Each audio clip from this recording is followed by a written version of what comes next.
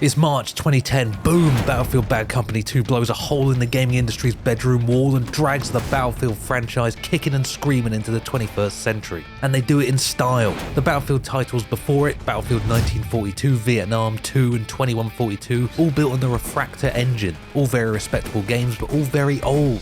Bad Company 2 was the modern Battlefield awakening, like seeing Brad Pitt and Troy for the first time and thinking, wait, am I straight? This game was a shining beacon of hope not just for the next generation of the franchise, but for multiplayer shooters in general. A statement from DICE showing the world just how different and exciting your FPS could be. Not only that, but it was the catalyst for my first noticeable growth in YouTube subscribers. That's right, I was doing YouTube all the way back then. But most importantly, and perhaps most impressively, Bad Company 2 created a vital bridge to bring the PC players of the Refractor engine of old out of their dungeon and into the Frostbite light, priming the Battlefield community for further Frostbite developments to come. Unfortunately, in the Battlefield grand scheme of things, Bad Company 2 was a miserable financial failure, and they never made another one. And yet this game stands as my favourite Battlefield game of the franchise. There's so much to dive into about the positives of this game, but first, a moment of silence. For on Friday the 8th of December, the life support will be pulled, servers shut down, and the game unceremoniously killed. But before that happens, I will be doing my damnedest to give this game the eulogy it deserves. If you play Bad Company 2 today, I'll be honest, it's a shell of its former glory.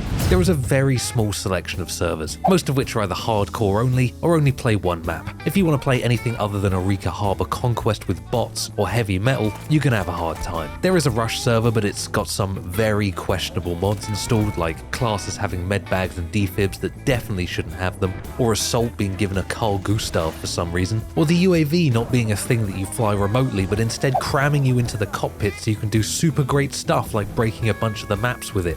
Then of course there's the quality of the remaining players. There is a guy literally spawn killing players in our main base with our own tank. Like, bro, this is a dead game. There are like 30 players on the server, get a fucking life. In late stage Bad Company 2, you're either sharing the experience with complete degenerates, potential hackers, or with the sweatiest Battlefield players you've literally ever witnessed. The game certainly doesn't play how it once did, and while you can feel elements of the old Bad Company peeping through the clouds, the lack of a wider community leaves a bitter taste in the mouth from a once glorious title. But Bad Company wasn't always old and haggard. Like looking at pictures of your granddad when he was your age, you'd be shocked at just how developed Bad Company 2's six-pack once was. In my humble opinion, Bad Company 2 was the best Battlefield game in the franchise. And while I have no doubt that plenty of people disagree, I'm here to prove you wrong. Bad Company 2 has a combination of two very important features that you won't find together in any other Battlefield. One, a modern engine with modern mechanics that will hold up today. For example, destructible environments, immersive sound design, and easy to grasp modern shooting mechanics. And two, it has a clear, cohesive design strategy, where all elements of the game work together to deliver on one clear gameplay experience. This one's a little harder to define in a sentence, but I'll get into it in a moment. The old Battlefield games pre-Bad Company 2 had that cohesive design, but lacked a modern 21st century gaming style. The new Battlefield titles after Bad Company 2, ABC as it's commonly known in the Christian calendar, play like modern shooters, but lack the cohesion of the games laid out before them. But what is this cohesion nonsense? Okay, here goes. Bad Company 2 only has 32 players on a server. On console, I believe it was limited to 24. If the devs had opted to make Bad Company like Battlefield 2, they would have struggled with these player limitations, and they likely knew it. So instead, they made a game that was deliberately smaller. Everything from the ground up is built around the idea that you have a four-man squad. There are 4 classes, each class works together to form a cohesive unit.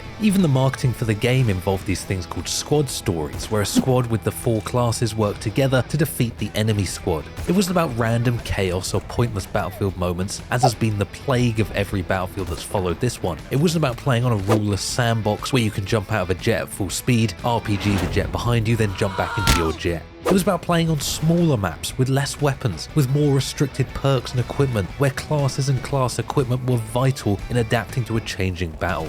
Where you had to make choices that involved trade-offs. Want more RPGs and explosive damage to kill vehicles? That's cool, man, but you're gonna have to give up on extra primary weapon damage and ammo. Want more ammo and weapon damage? That's okay, but you won't be able to use a scope or have improved weapon handling. So many games released after this, not just Battlefield, have fallen down the path of thinking that what makes a game good is how much stuff you can do in it. I'm very much of the opinion that this is completely wrong. It is the rules that make the game, not the lack of them. It's what you can't do that matters. Imagine chess as a modern Battlefield game. Your pawn can move forwards and backwards and also on diagonal, and can also fly, and also has heat-seeking grenades and RPGs and ammo and damage perks and can revive anyone. Sure, I guess it's fun for 5 minutes, but it would completely ruin the game of chess. Your move. It's this Bad Company 2 cohesion, its willingness to restrict what you can do to make a better game overall, and not to be lost to the Battlefield Moments sandbox that elevates this game above the others. But you can't talk about Bad Company 2 without talking about destruction. I could discuss the refined nuances of Bad Company 2 game design until the cows come home, and that would be a really long time, because I don't even own cows, so you better believe they're never coming home. But the truth is, most people who played this game were in it for the destruction. And can you blame them? Pretty much every building could be leveled to the ground. Nearly all walls were destructible, and most of the classes had a way of doing it. This meant that not only could you ruthlessly execute that annoying camper in the corner of the map, but you could also go on to completely destroy his home and then make like a Tory MP and remind him that being homeless is a lifestyle choice. This was certainly a very funky and fresh mechanic at the time, and crazily enough remains fresh even to this day. This level of destruction was completely lost to subsequent Battlefield games, replaced with a few gimmicky set pieces, or removed almost entirely.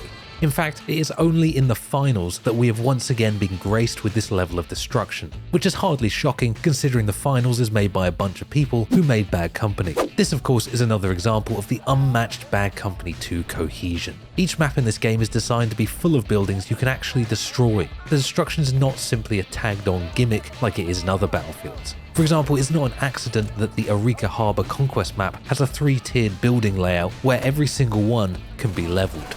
And let's not forget the Rush game mode. That's right, that tagged on game mode you played in all subsequent Battlefield games, it was built and perfected in this one. Rush is simple to understand. You have a limited number of tickets. You've got to destroy 2 bomb points at each location. As an area is cleared, the map expands to the next area. Bad Company 2 maps were built for Rush, which is why Rush in this game is unlike Rush in any other Battlefield. What do I mean? In future Battlefield games, they get lazy. They make a big conquest map, then cut it up into a Rush game mode afterwards. In Bad Company 2, they make a big Rush map, then cut it up into conquest maps afterwards. This means that the Bad Company 2 Rush experience is bespoke, tailor-made, once again cohesively designed to provide you the exclusive Bad Company 2 experience you can't get anywhere else. And it was great. Each point was its own unique map. A smaller player count made the game mode actually feel like there was a certain element of tactics involved, and it wasn't simply a mindless war of attrition. And they even managed to work vehicles and the UAV into it. Of course, Bad Company 2 was not without its problems. The Black Hawk with a good pilot and 2 capable gunners was ridiculous. Vehicle sensitivity could not be changed independently of player sensitivity and was set extremely low,